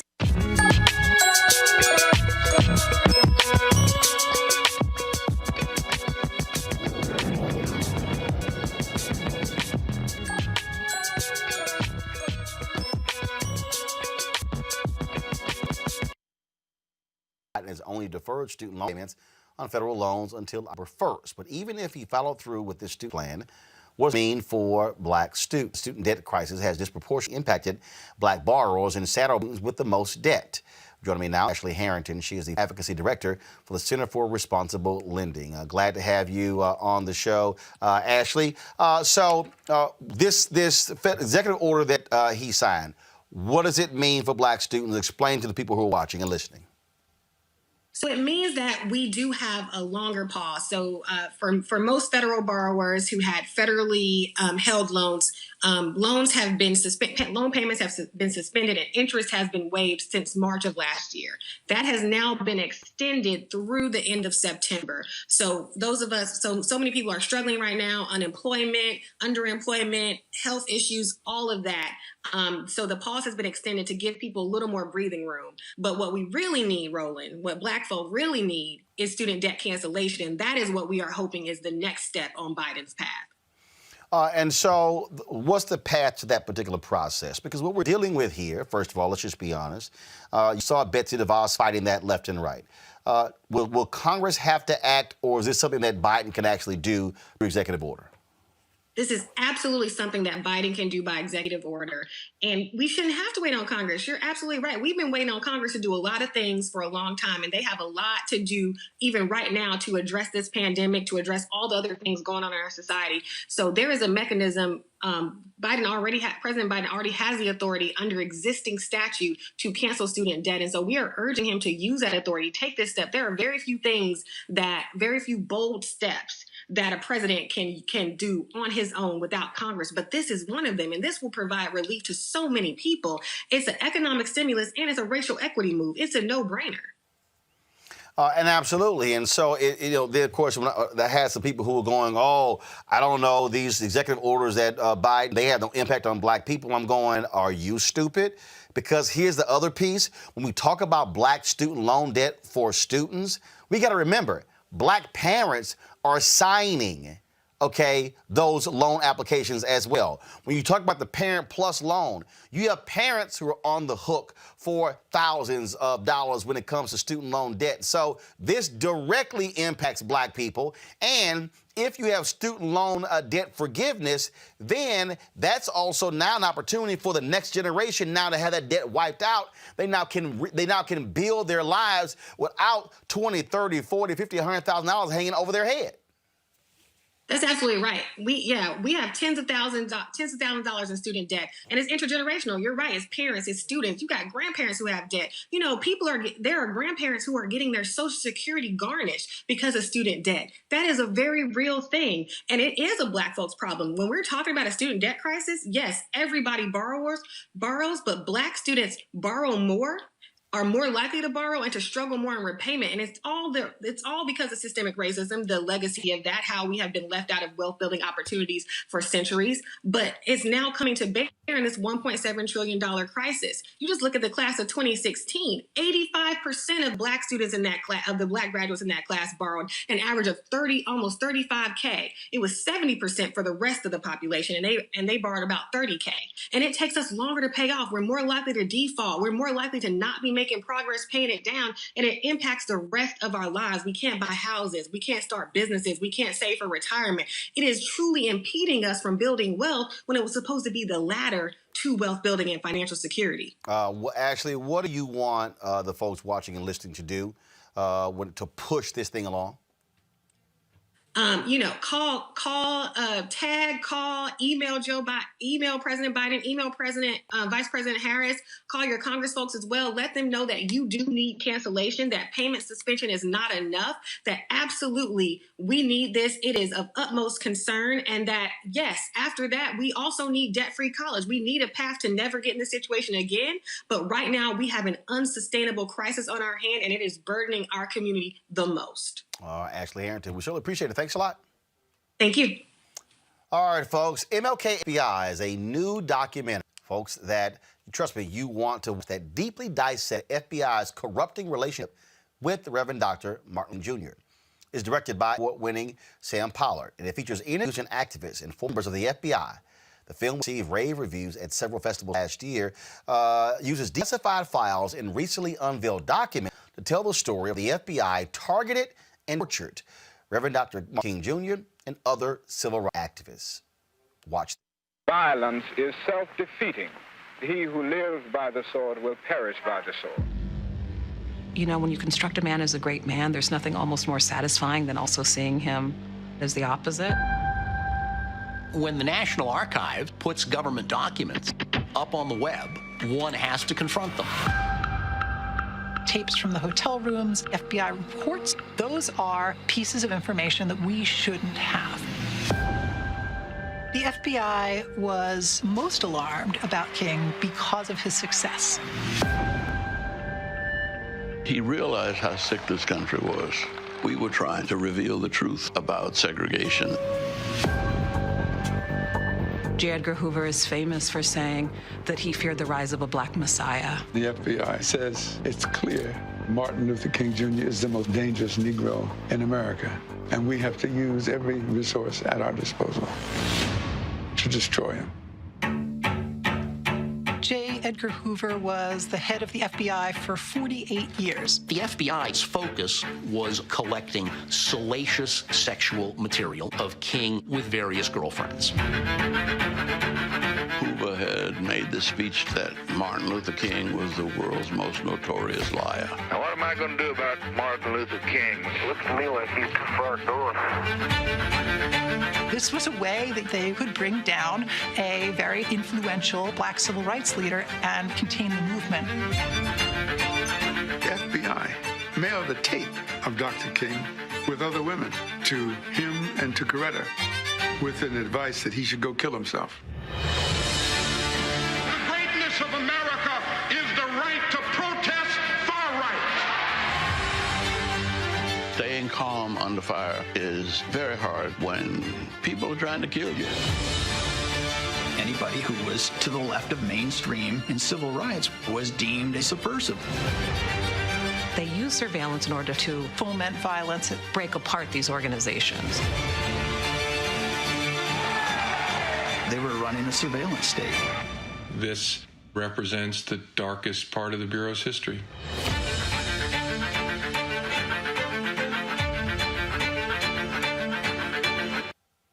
Joining us now, Director Sam Pollard. Sam, glad to have you on Roland Martin Unfiltered. Nice seeing you, Roland. How are you doing today? Wearing Hank Aaron's jersey, huh? Wearing Atlanta Braves jersey, and actually, this one was actually signed by Hank Aaron. When, of course, when he honored me with the Hank Aaron Champion of Justice Award 4 years ago. So certainly to wear it today in his honor. Nice, good.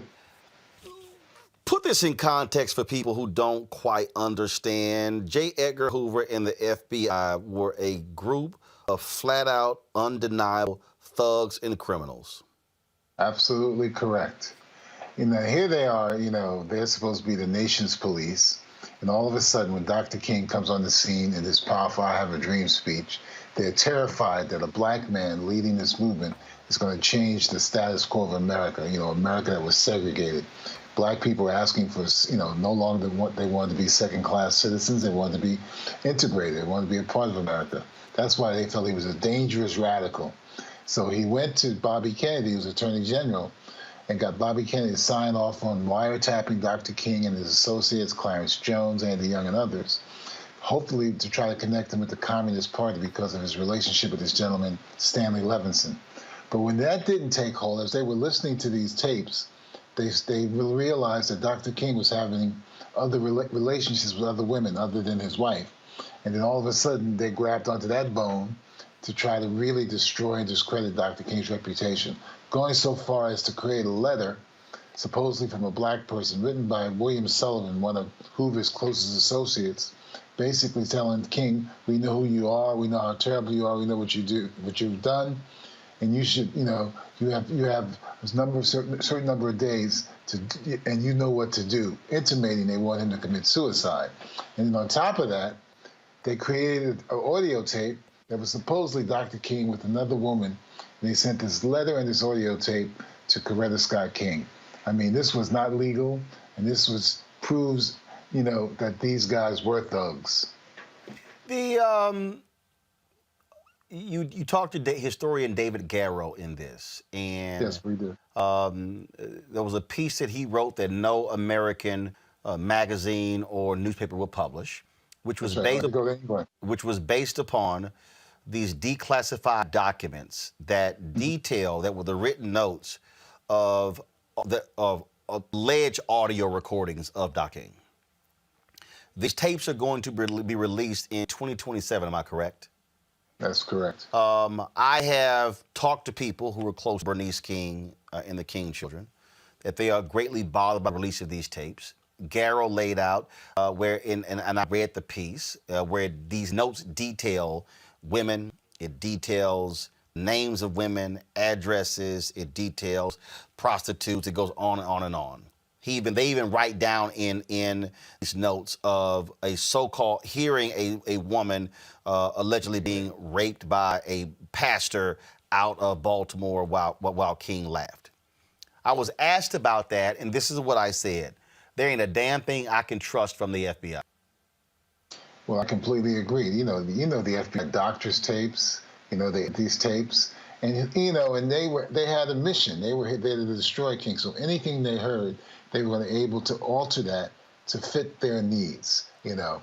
My reaction to this idea about the tapes being released, and I said this before, I'm not interested in any salacious stuff on these tapes, because I think unless the FBI edited these tapes very heavily, there were other types of discussions that King had in those hotel rooms in Birmingham and Albany and Selma with people like Ralph Abernathy and Andy Young and C.T. Vivian and Y.T. Walker about their strategies when they were in these cities. If that's on these tapes, then I would be interested in hearing that.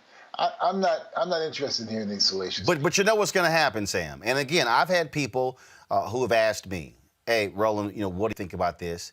How you would you respond?" Because when it comes out, and then Garrel even sort of lays out, "Hey, in this whole era of Me Too and how people are looking at historical figures, are people going to demand King's name be taken off of schools and highways and streets, things along those lines?" My most basic premise is there is nothing that I can trust from the FBI. So as far as I'm concerned, I don't give a damn what's on those tapes. I can't trust anything because, first of all, what they did was grossly illegal. What they did was immoral. And we know for a fact that they've doctored information. So I don't care if someone tries to argue, well, the notes were taken in real time. I don't trust the notes. I don't trust the note taker. I don't trust the tapes. I don't trust anything that came from J. Edgar Hoover and his FBI, because we also know for a fact after Adam Clayton Powell died, his home was broken into and the manuscript that he was writing all of a sudden came up missing. Hoover dies and these so-called Hoover files were removed by his secretary before the officials from the White House and others got there. There's nothing that I trust, and that should be the stance of every person in Black America when these tapes are actually released. Well, this is what I would say. If those people who didn't like King when he was alive, they still won't like him when he's dead, if the tapes are released or not. There's people out there in America who still have no use for Dr. King, So I think, it's one of these tricky things to me. We live in a country that's so divided. There were people who hated King when he was alive, and there's people who hate him now. That's my response to that. I ask this to book authors all the time. What's that one wow moment? They were doing the research for the book. What was it for you that made you go, wow? Or maybe it made you go, damn. The wow moment, quite honestly, for me, Roland, was the footage that we had in the film where I saw Dr. King relaxed, where he was in there. There was this footage of him with Coretta Scott King and his children when they were young, and they were in some playroom, and his parents were sitting there, and he seemed relaxed. He seemed very calm. And then when he was on the Merv Griffin show, Harry Belafonte, he seemed relaxed. And that's not footage I've ever really seen of Dr. King where he seemed so relaxed and just comfortable with himself. So those were two wow moments for me. Well, that's why I think when people saw that photo of Dr. King playing pool, I interviewed Dorothy Cotton, and it was the last sit-down interview before she died in 2018. And she talked about when they had to go somewhere and give a speech, she had to pull him out of pool halls because he was having a grand time playing pool with the brothers and talking to him. And that's the other thing, that for all the people who say Dr. King was this middle-class Negro preacher, no, he was very comfortable around Black folks regardless of economic status. Yeah, he absolutely was. He absolutely was. That's what made him so special to all of us. This man was a great orator, but he was also one of us. That's what made him special. I was saying, growing up in my household in the 60s, we had 3 pictures on our wall. We had Dr. King, we had John Fitzgerald Kennedy, and we had Jesus Christ. Those were the 3 sort of deities that my family loved to look at when they walked into the living room every night. The depths of the FBI's corruption. One of the reasons why we know how deep this thing is, they have yet to fully declassify all the papers of COINTELPRO. Well, that's what I find interesting. When James Comey says in the film, this was one of the darkest chapters in the history of the FBI, I think you and I both know there are other darker chapters in the history of the FBI. Absolutely. And the reality is, I think the American people deserve this. And if there's one thing that President Joe Biden should do, President Joe Biden should completely declassify every sheet of paper related to COINTELPRO. Any African-American who was under investigation, because we also should know who were those turncoats, who were those informants. We know for a fact that and the movie that's coming out dealing with Fred Hampton, the Judas and the Messiah, the right-hand man of Fred Hampton was an FBI informant. We know that when William O'Neill. We know when Dr. King was assassinated, one of the very people who was bending over his body when they were pointing out was an FBI informant. Yeah, that's right. We also say in the film that Ernest Withers, who's a very well-known, renowned photographer, the I Am a Man picture, was also an informant for the FBI. So this is some very, it's tricky and complicated stuff in American history. It just shows the hypocrisy of America, as far as I'm concerned. What do you want the folks to take away from watching this? There's a lot of stuff that we have been in other documentaries. We've seen stuff in movies. But what do you want folks to really walk away after they watch MLK FBI? I want them to walk away understanding that Dr. King was a human being, a man with flaws, but also a great man whose contribution to the world will last forever. That's what I want people to come away with. The other thing that I want them to come away with is that the duplicity of the FBI, that we're trying to demythologize how people have saw them for so many years, and J. Edgar Hoover. So those are the two things I want. Should J. Edgar Hoover's name be removed from the FBI building? It should, but nobody will do it. That's what's amazing to me. For all of this talk about Jacob, what this man did with his secret files and how he wielded such power, we literally have the name of a criminal on the building of the so-called most important law enforcement agency in America. Exactly. Because we should all be writing on Congress people and senators. But then again, I got to remind people that one of the building where they house the offices of the United States Senate is named after one of the greatest white supremacist segregationists, Richard Russell of Georgia. That's right. Right. Russell, that's true. That's America. America, man. It's America hypocrisy. Sam Powell, we appreciate it. Thank you so very much for this important documentary. Thank you, Roland. Have a good night. Thank you very much. All right, folks, that is it for us today on Roland Martin Unfiltered. It has certainly been a sad day having to chronicle the life and the loss of 6-year-old Henry Hank Aaron in a way today. We certainly extend our thoughts to his wife, Billy, and his family. Coming up next, folks, after we end the show, we're going to stream for you the conversation between Henry Aaron and Ambassador Andrew Young that took place at the Global Hope Forum in 2018. In addition to, we're also going to show you the panel conversation throughout the award presentation and the panel conversation that took place in 2017. Henry Aaron awarded me, as well as C. Austin, as well as Alexis Herman, and Freedom Rider Hank, the Hank Aaron Chance of Justice Award. It was an unbelievable day. Amazing be there and to be honored by them. In fact, what they did is they gave us all personalized jerseys, and so in terms of what number we wanted on the back. I should have 44, but I didn't because they were like, no, we want to make it personalized. So I went ahead, and folks have been telling me I need to frame this jersey because for the front, we also I did this on the back, so you'll see I had Last Day in Martin 06 put on it, and so it was a really great time we had there. Henry Aaron was truly a remarkable figure, and that's one of the reasons why we wanted to pay tribute to him right here on Roland Martin Unfiltered. And this is also one of the reasons, folks, why we do what we do. Because when it comes to Black media, when you think about if someone passed away, when Ebony Magazine did commemorative issues, well, it must do the same thing. And I've seen some other Black media people literally make no mention of Aaron today.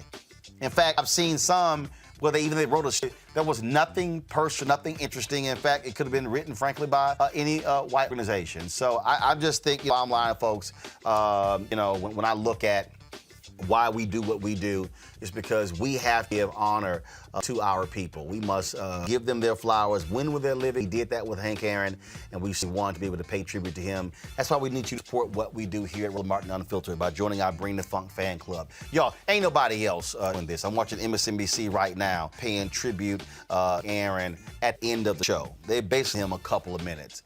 That's why we did an hour and 15-minute tribute. And once we find out if funeral we will go back to Atlanta and we will broadcast that because he deserved that. And a new generation deserves to hear his story. Please support us. Cash App $RM Unfiltered. PayPal.me/RMartinUnfiltered. Venmo.com is for RM Unfiltered. Zelle is Roland at RolandS.com. We always end the show, folks, with our Bring the Funk fan club. If you do not name, the list is getting long and I've been supporting. If you do not see your name, please simply send us an email and then we will certainly add your name to it. Thank you so very much. I will see you on Monday. Holla!